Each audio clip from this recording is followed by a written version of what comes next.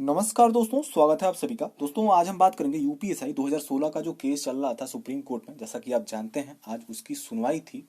आज 5 फरवरी है और आज अंतिम सुनवाई जो है वो समाप्त हो चुकी है और ऑर्डर रिजर्व हो चुका है। ठीक है, लेकिन ऑर्डर में क्या है अभी फाइनली कुछ भी नहीं बोला जा सकता है। लेकिन अगर एक अनुमान लगाया जाए तो जो केस है, जो बच्चों ने, बाहर के जो बच्चे हैं जिन्होंने ट्रेनिंग नहीं की है, उन लोगों ने केस किया था, तो केस उन्हीं के झोली में गया है। ठीक है, यानी कि केस वो जीत चुके हैं और अब जो चांस बन रहा है वो है कि रिजल्ट रिवाइज होना है। ठीक है, 70% मान के चलिए कि रिजल्ट जो है वो रिवाइज ही होना है। ठीक है, और अगर हम बात करें समायोजन की या जो भी रिलीफ मिलना है कोर्ट की तरफ से दोनों तरफ के बच्चों को, क्योंकि अगर रिजल्ट रिवाइज होता है तो जितने भी बच्चे थे बाहर जिन्होंने ट्रेनिंग नहीं की थी सबका तो हो नहीं पाएगा, क्योंकि कुछ बच्चे हो सकता है जो ट्रेनिंग कर चुके हैं उनमें से भी बाहर जाएंगे और कुछ बच्चे जो बाहर थे उनका भी हो सकता है। ठीक है, तो नुकसान इसमें दोनों तरफ का दिख रहा है और आशा इसी की है कि रिजल्ट रिवाइज होगा,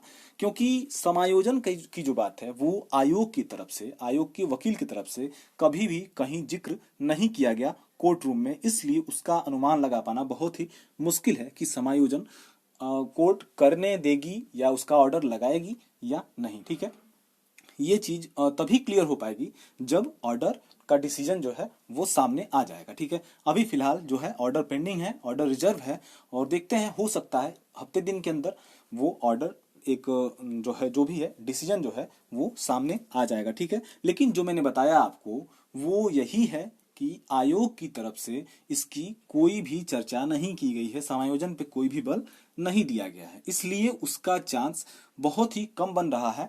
और आपको जैसा कि पता है जो रॉ फेल बच्चे हैं जो ट्रेनिंग कर चुके हैं उनमें 449 बच्चे ऐसे हैं जो कि रॉ फेल हैं। ठीक है, तो अगर रिजल्ट रिवाइज होता है तो रिजल्ट रिवाइज कैसे होना है, 50% ओवरऑल चाहिए। ठीक है, और उसी पे नॉर्मलाइजेशन होगा।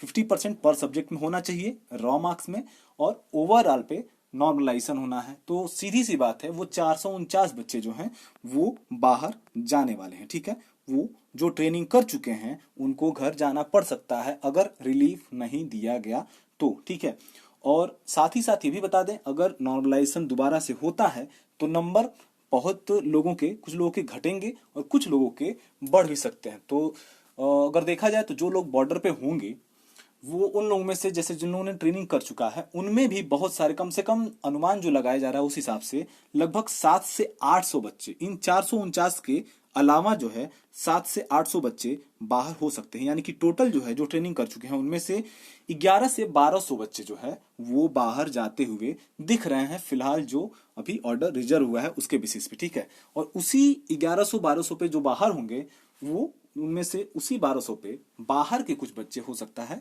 वो अंदर जाए, यानी कि वो उनका रिजल्ट में नाम आ जाए जिनका पहले नहीं आ पाया था। ठीक है, लेकिन अगर थोड़ा सा भी जो चांस बन रहा है समायोजन का, अगर उसका चांस अगर क्लियर होता है, अगर समायोजन होता है तो वो बच्चे भी सुरक्षित रहेंगे जिन्होंने ट्रेनिंग कर लिया है, उन पे कोई भी आंच नहीं आएगी। यानी कि उनमें से किसी भी बच्चे को बाहर नहीं जाते हुए देख सकते आप।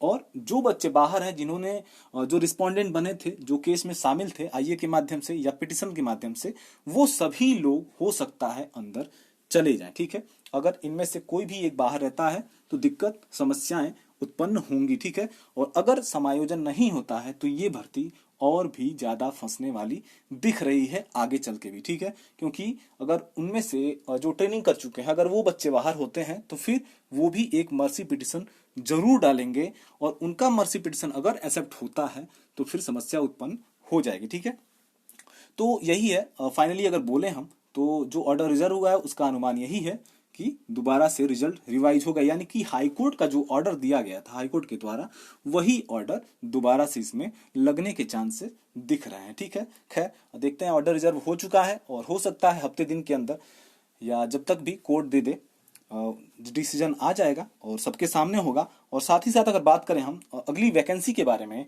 तो अगली वैकेंसी का जो रास्ता है वो साफ हो चुका है। ठीक है, लेकिन तब तक अभी भी नहीं आ सकता है जब तक कि डिसीजन, फाइनल डिसीजन सामने ना आ जाए। ठीक है, तो थोड़ा सा और जो भी नई भर्ती के बारे में सोच रहे हैं वो लोग थोड़ा सा और इंतजार उनको करना पड़ेगा।